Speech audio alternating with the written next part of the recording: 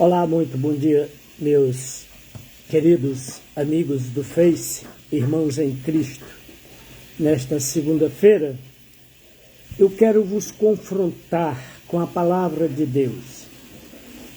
Veja bem, vou lhes apresentar 2 textos da palavra de Deus para que você possa estar fazendo uma exegese do que é ter a vida eterna, do que é ser salvo da ira.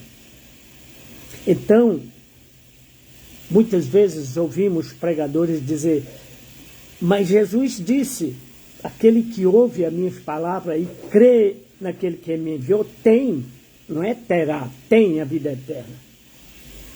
O que é ter a vida eterna? Por que eu sempre digo, irmão, que nós estamos sendo salvos? Paulo diz, é na esperança que somos salvos. Esperança que se vê não é esperança.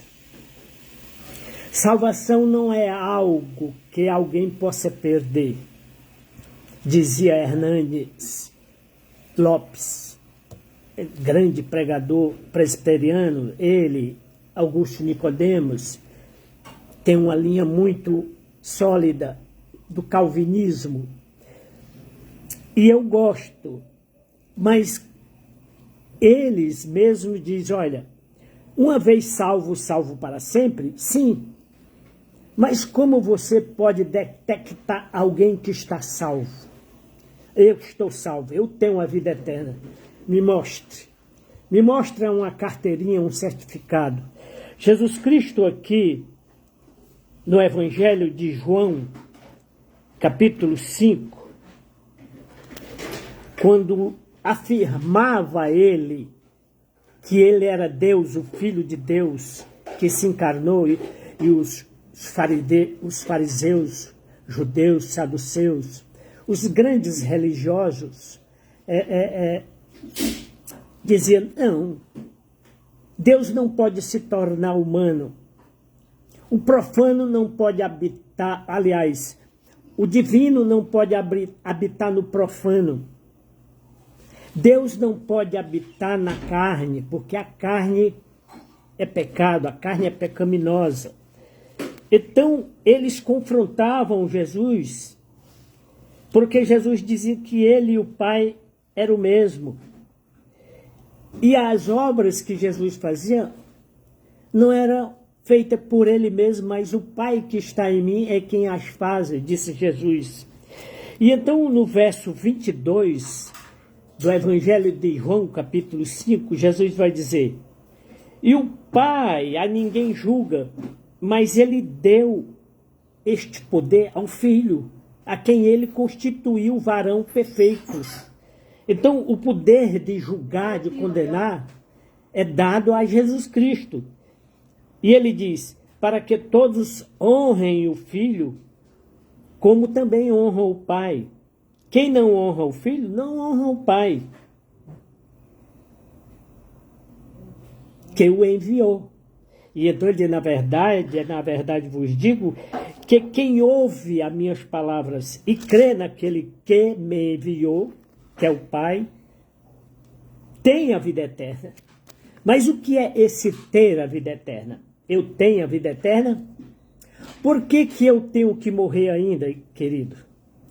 Quando você vai lá para o Gênesis e vê que Enoque andou com Deus, aliás, Hebreus 11, os heróis da fé, ele disse, Enoque andou com Deus, e Deus o trasladou para que ele não visse a morte. Deus o trasladou para que ele não pudesse, ou para que ele não visse a morte, não passasse pela morte. Mas Hebreus, o mesmo autor, vai dizer, ao homem está ordenado morrer uma única vez e depois disso o juízo. Ao homem está ordenado morrer. Todos morrerão. Paulo, se não me engano, a primeira carta aos Tessalonicenses vai dizer, eis que vos digo um grande mistério, ou é Tessalonicenses ou 1 Coríntios 15. Eis que vos digo um grande mistério, nem todos morreremos, Todos quem? Crente, os cristãos que esperam, que possuem esta esperança de vida eterna. Todos que creem, todos que perseveram, todos que se mantêm fiéis a Cristo, Paulo vai dizer, eis que eu vos digo um grande mistério que Deus o revelou. Nem todos morreremos, nem todos passaremos pela morte. Quando Cristo vier na sua glória, os mortos ressuscitarão primeiro, porque diz ele, de maneira nenhuma os vivos precederão aos mortos. Primeiro os mortos ressuscitarão incorruptíveis. Os vivos serão trasladados. E aqui criou-se a doutrina do arrebatamento da igreja, que é explicada erroneamente. Não há um arrebatamento da igreja, há um arrebatamento dos crentes que permanecerem vivos, dos fiéis que permanecerem vivos. O arrebatamento não é da igreja. Muitos de nós já foram. Então, talvez 50% da igreja, daqueles que fazem parte da igreja, já estejam com o Senhor Jesus. Então não é o arrebatamento da igreja, mas é o arrebatamento daqueles que permanecerem vivos. E estes que permanecerem vivos, fiéis, perseverantes, serão trasladados.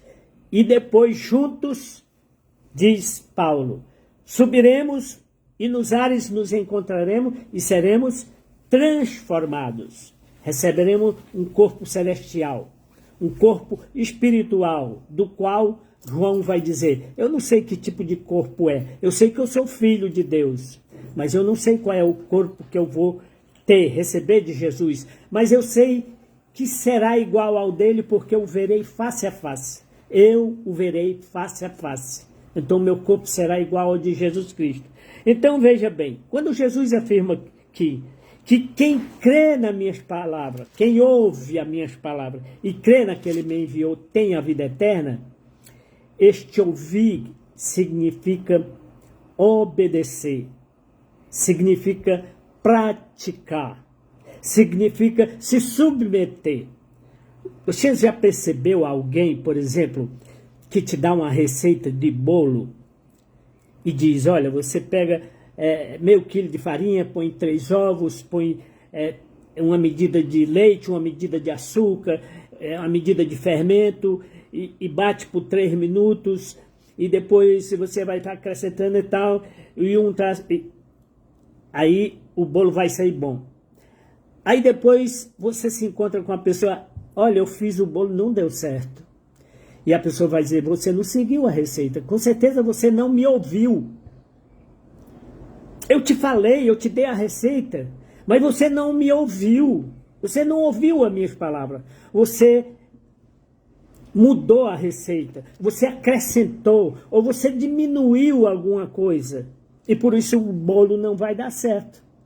Porque você não ouviu.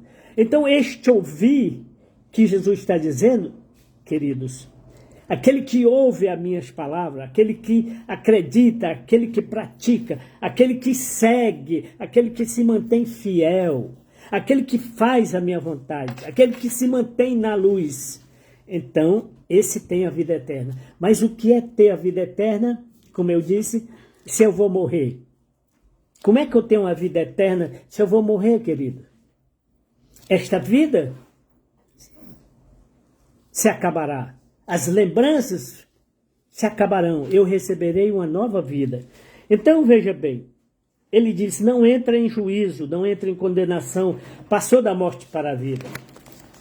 E eu quero confrontar você, pregador, você, pastor, você, teólogo, para ler Romanos capítulo 5. Confronta esse texto com o de João capítulo 5 e Romanos capítulo 5. Eu sempre digo que a palavra de Deus, a Bíblia Sagrada, ela se auto-interpreta. Quando queremos ter a interpretação verdadeira da palavra, nós colocamos o óculo de Deus, a lupa do Espírito Santo. É Ele quem nos dá sabedoria, inteligência para interpretar a palavra. Então veja o que Paulo diz aqui aos Romanos capítulo 5. Eu vou ler a partir do verso 1 para você se apoderar, se apossar da vida eterna, que é ter vida eterna. Então Paulo diz assim, a fé traz a certeza, a fé traz a esperança. Hebreus 11. A fé é a certeza daquilo que esperamos, a vida eterna. É a convicção daquilo que nós não podemos ver, dos fatos que não se vê. Então, fé é confiança, é esperança, e esperança não se vê. Sendo, pois, justificados pela graça mediante a fé, nas palavras de Cristo, como ele disse, quem ouve as minhas palavras, quem segue as minhas palavras, quem pratica as minhas palavras, né, não aumenta, não acrescenta ou não tira absolutamente, mas segue, arrisca a palavra de Deus. Ele diz, sendo, pois, justificado pela graça mediante a fé, temos paz com Deus, temos comunhão com Deus e com nosso Senhor Jesus Cristo Salvador, pelo qual também temos entrada pela fé a esta graça, na qual estamos firmes e nos gloriamos na esperança da glória de Deus. Em que eu me glorio? Na esperança da salvação. Na esperança de receber a vida eterna, porque eu não a tenho agora, mas eu vou ter, eu tenho certeza disso, eu vou receber, diz Paulo, eu sei em quem tenho crido, estou bem certo que ele é poderoso para guardar a minha fé. Paulo diz, agora permanecem a fé, a esperança e o amor, e o maior deles é o amor. Então, Paulo diz aqui, estamos firmes, nos gloriamos nessa esperança. E não somente isto, irmão, mas também na glória dos sofrimentos. O crente, como diz Marco Nascimento, o crente que é preparado, ele é provado. O crente sabe que é provado. Ele tem que se manter em comunhão, em oração. Todo crente é provado. Toda bênção tem um preço. Você tem que obedecer. Se você quer sabedoria, você tem que obedecer. Então ele diz aqui, sabendo que a tribulação produz paciência, a paciência é experiência, a experiência é esperança. E a esperança não traz confusão, irmão, porque o amor de Deus é derramado em nossos corações pelo Espírito Santo que nos foi dado, que nos foi outorgado. Então você tem o Espírito Santo? Você acha que ter o Espírito Santo é falar, carai, show, xalabatai? Não é isso. Não é isso. Isso não é ter o Espírito Santo.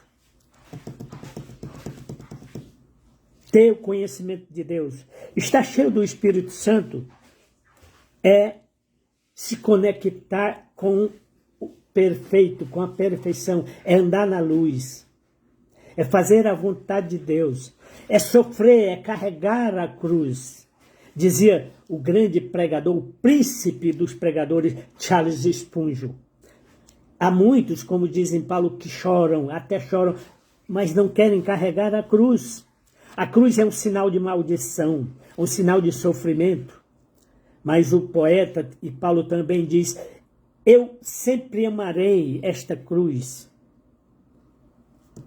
Muitas vezes nós cantamos, sim, rude cruz se erigir, dela um dia fugi, depois você vai dizer, sim, eu sempre amarei minha cruz, pois foi nela que Jesus deu a vida por mim, pecador. Foi na cruz que Cristo deu a sua vida, derramou o seu sangue por mim. Hoje eu assisti um vídeo de um camarada que se diz pregador, e ele disse, isso é besteira dizer que o sangue de Jesus nos salva, nos purifica. Sabe, o nome de Jesus está sendo blasfemado. O sangue de Jesus está sendo profanado, como diz Hebreus. Está sendo pisoteado.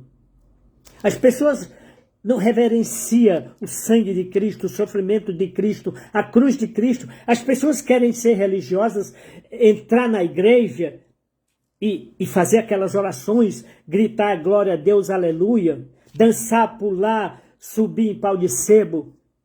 e falar coisas que ninguém entende e dizer que está cheio do Espírito Santo. Então, religiosidade está acima do sofrimento, do evangelho da cruz. Dizia R.R. Soares, este evangelho da cruz, ele não dá popularidade, não dá dinheiro, ele não traz ninguém. O evangelho que traz pessoas participantes é o evangelho da prosperidade. São os sinais e prodígios que Jesus Cristo nos alertou, cuidado. Muitos anticristos aparecerão realizando sinais e prodígios. Muitos realizarão sinais e prodígios. E muitos vão crer nele. E, se possível, até os eleitos seriam enganados se Jesus Cristo deixasse. Então, Paulo continua aqui dizendo, olha, a esperança não traz confusão, porquanto o amor de Deus é derramado em nossos corações pelo Espírito Santo que nos foi dado, outorgado. Porque Cristo, estando nós ainda fracos, mortos nos nossos pecados, ele morreu ao seu tempo pelos ímpios. Interessante, né? Tem pregador que diz assim, Cristo morreu só pelos justos. Jesus Cristo morreu só pelos justos. E a própria Bíblia vai dizer que os ímpios serão exterminados, serão jogados na fornalha de fogo. Ímpio aqui, irmão, é aquele que permanece rebelde, é aquele que não ouve a palavra, como o texto diz, aquele que não ouve a minha palavra, aquele que não pratica, aquele que não anda na luz, aquele que não permanece fiel. Então esse ímpio, esse rebelde, ele será condenado, ele será jogado na fornalha de fogo ardente. Jesus Cristo, no Evangelho de João, capítulo 15, há um segredo muito grande. Se você pesquisar lá, Charles Spurgeon tem um sermão sobre o Evangelho de João, capítulo 5, onde ele fala e explica exatamente Jesus Cristo a videira, vós sois os ramos, disse Jesus, eu sou a videira verdadeira, vocês são os ramos. O ramo que está em mim e não der fruto, eu corto, eu jogo fora. É possível uma pessoa ser religiosa, ser crente, estar na igreja, ser batizada nas águas e não dar fruto? É possível, querido. É possível você ser pastor, é possível você ser presbítero e não dar fruto. Lá em Mateus 7, Jesus vai dizer, Mateus 7, Mateus 24, Jesus vai dizer, muitos naqueles dias vão dizer, ah, Senhor, eu preguei no teu nome, eu profetizei no teu nome, eu curei no teu nome, eu realizei milagres no teu nome, eu até expulsei demônios no teu nome. E qual é a resposta, queridos? A resposta é enfática. Apartai-vos de mim, malditos, para o fogo eterno. Eu não vos conheço, eu não vos conheço. Então, é possível uma pessoa ser religiosa, estar na igreja, realizar milagres, expulsar demônios, e mesmo assim não ter a vida eterna. Ele é aquele convidado que Jesus Cristo cita lá do casamento das bodas, que entrou sem a veste nupcial. Ele entrou de gaiato, como o diabo entrou de gaiato lá nos céus. O livro de Jó nos revela isso. Deus estava lá com os seus anjos e o diabo entrou de gaiato e Deus viu ele e disse, o que é que tu anda fazendo por aqui? Ah, eu estava rodeando a terra ali, aí eu vi aqui a reunião de vocês, vim aqui. O diabo entrou de gaiato. Lá em 2 Reis também, Micaías vai ter esta visão, né? Os anjos malignos, os espíritos malignos. Então o diabo gosta de entrar assim nas igrejas, se infiltrar. É um joio no meio do trigo. Então é possível uma pessoa ser religiosa? É possível uma pessoa ser pastor, ser presbítero e mesmo assim não ser salva, não ter a vida eterna? É possível,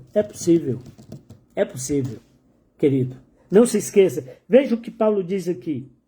Porque Cristo, estando nós ainda mortos, fracos, ele morreu por nós, morreu pelos ímpios, porque alguém poderia morrer por um justo.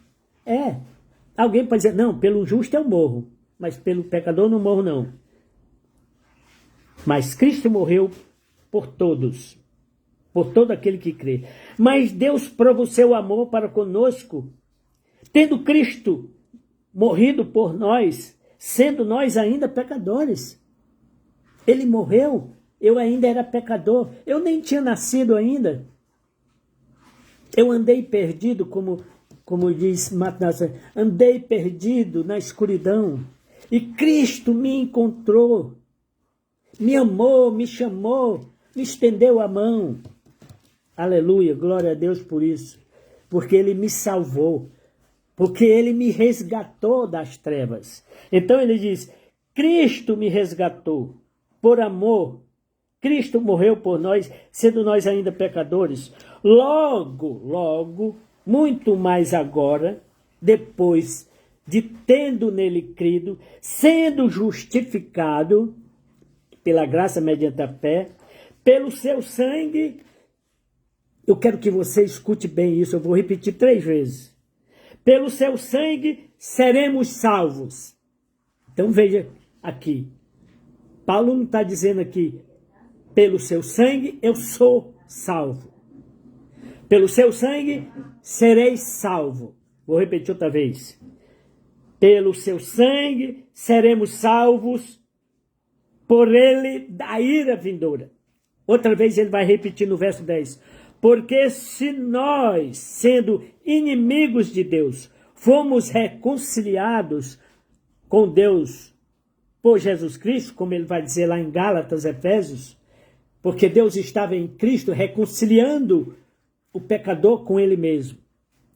Então ele diz, porque sendo nós ainda inimigos de Deus, fomos reconciliados com ele pela morte do seu Filho Jesus Cristo, muito mais agora, estando já reconciliados, seremos salvos pela sua vida. Repito outra vez, seremos salvos pela vinda do Senhor, pela vida de Jesus Cristo. Aqui o Paulo não está dizendo, eu sou salvo, eu tenho a vida eterna, mas eu serei salvo. Sendo reconciliado com ele, pelo seu sangue, seremos salvo. Verso 9. Logo, muito mais agora, sendo justificados pela graça, isso não vem das obras, como diz Paulo, pela graça sois salvos mediante a fé. Isso não vem das obras para que ninguém se glorie, é dom de Deus, é graça de Deus, é graça de Deus, é amor, é a misericórdia, é bondade de Deus. Justificados, pois, por esta graça, bondade, lavados pelo seu sangue, seremos, repito outra vez, seremos salvos por ele. Seremos salvos por Jesus Cristo. Aleluia, glória a Deus.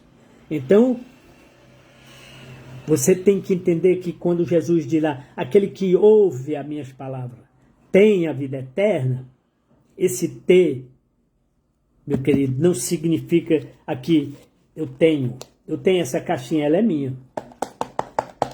Ela me pertence. Mas de repente eu posso perdê-la. Se eu morrer, ela fica para outra pessoa. Eu posso perder. A salvação não se perde. Ninguém pode perder a salvação, porque a salvação está sendo guardada por Jesus Cristo, diz o apóstolo Pedro na sua primeira carta. Porque em breve dos céus se manifestará. Porque a nossa salvação está sendo guardada nos céus por Jesus Cristo. Então Paulo diz aqui, muito mais agora, sendo justificado, vivendo com ele, seremos. E ele repete 2 vezes. Seremos salvos pela sua vida. Seremos salvos das suas iras. Seremos salvos pela sua vida. Não somente isto, mas também nos gloriamos em Deus por nosso Senhor Jesus Cristo, pelo qual agora alcançamos reconciliação. Que você entenda que ter a salvação ali no Evangelho de João, eu tenho a vida eterna. Não, Jesus está dizendo, você tem, não é terá. Mas Paulo está dizendo, seremos salvos. É na esperança que seremos salvos. Hebreus vai dizer que muitos não vão permanecer. Jesus Cristo disse, que muitos vão apostatar da fé, muitos vão apostatar. Então é possível você ser um pastor e não ter a vida eterna? É. É possível você ser um presbítero, um diácono e não ter a vida eterna? É possível. Porque a vida eterna, ela não está intrínseca a ser pastor, a ser teólogo, a ser pregador. Não. Ela está intrínseca em crer, em obedecer, em permanecer, em viver a palavra de Deus, em praticar a palavra de Deus. Então que Ele te abençoe. Amém?